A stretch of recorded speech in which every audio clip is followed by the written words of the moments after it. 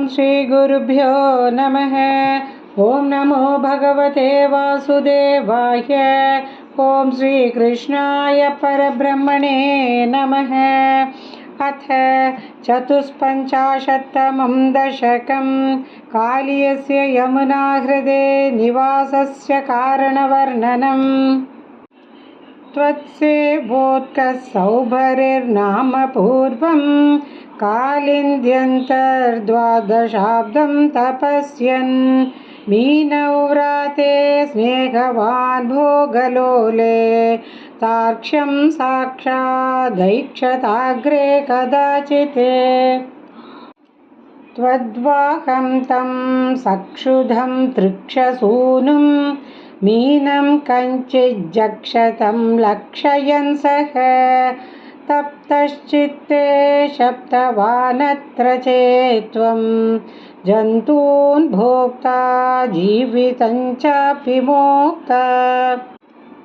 तस्मिन् काले कालियः क्ष्वेलदर्पात् दर्पारातेः कल्पितं भागमश्नन् तेन क्रोधात् त्वत्पदाम्भोजभाजा पक्षक्षिप्तस्तद्दुरापम्पयोगात् घोरे तस्मिन् सूरजानीरवासे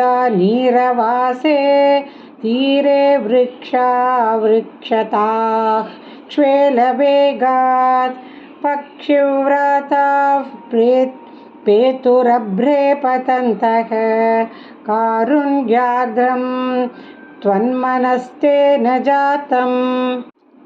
काले तस्मिन्नेकदा क्षीरपाणिं मुक्त्वा याते यामुनं काननान्तं त्वय्युद्दामग्रीष्मभीष्मोष्मतप्ताः गोपाला व्यापिबन् क्ष्वेलतोऽयम् नश्यज्जीवान् विच्युतान् क्ष्मातलेतान् विश्वान् पश्यन्नच्युतत्वं दयार्द्रः प्राप्योपान्तं जीवयामासिथ द्राक् पीयूषाम्भो वर्षिभिः श्रीकटाक्षैः किं जातो हर्षवर्षादिरेकः सर्वाङ्गेष्वेत्युत्थिता गोपसङ्गाः दृष्ट्वाग्रे त्वां त्वत्कृतं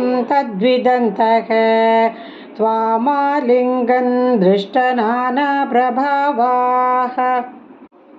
गावश्चैवं लब्धजीवाक्षणेन स्फीतानन्दास्त्वां च दृष्ट्वा पुरस्तात् द्रागाववृः सर्वतो हर्षबाष्पं व्यामुञ्चन्त्यो मन्दमुद्यन्निनादाः रामोऽचोऽयं सर्वतो न शरीरे भूयस्यन्तः काचिदानन्दमूर्च्छा आश्चर्योऽयं क्ष्वेलवेगो मुकुन्देत् युक्तो गोपैर्नन्दितो वन्दितो भूः एवं भक्तान् मुक्तिजीवानपि त्वं मुग्धापाङ्गैरस्तरोगां स्तनोषि तादृग्भूतस्फीतकारुण्यभूमा रोगात्पाया वायुगेहाधिवास नारायणाखिलगुरो भगवन्नमस्ते नारायणाखिलगुरो भगवन्नमस्ते।